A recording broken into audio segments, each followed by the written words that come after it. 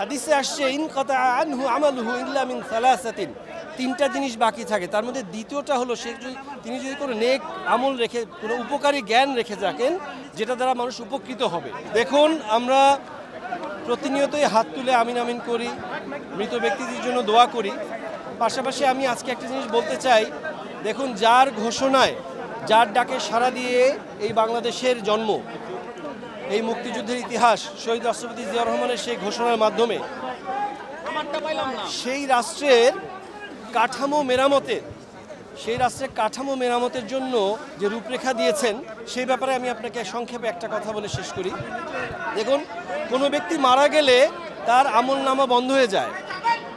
তো হাদিসে আসছে ইনকাতা আনহু আমালুহু ইল্লা মিন সালাসাতিন, তিনটা জিনিস বাকি থাকে। তার মধ্যে দ্বিতীয়টা হলো তিনি যদি কোনো নেক আমল রেখে, কোনো উপকারী জ্ঞান রেখে থাকেন যেটা দ্বারা মানুষ উপকৃত হবে।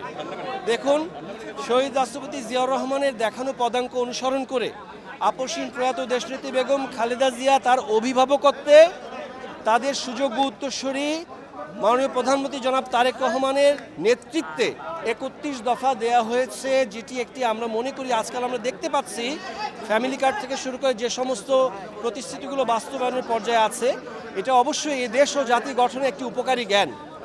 আমরা শুধু আমিন আমিন করে দোয়াই করব না, আমরা যারা নতুন মন্ত্রিসভায় যোগ হয়েছি, আমরা জনাব তারেক রহমানের হাতকে শক্তিশালী করে ৩১ দফা বাস্তবায়নের মাধ্যমে, এই দেশে গঠনের মাধ্যমে, এই উপকারী জ্ঞানগুলোকে আমরা বাস্তবায়নের মাধ্যমে তাদের কবরে যা যা পৌঁছাবো ইনশাল্লাহ, এটাই আজকে আমাদের ব্রত হবে ইনশাল্লাহ। সবাইকে ধন্যবাদ। বাংলাদেশ জাতীয়তাবাদী দল জিন্দাবাদ। আসসালামু আলাইকুম ওয়া রাহমাতুল্লাহি ওয়া বারাকাতুহু।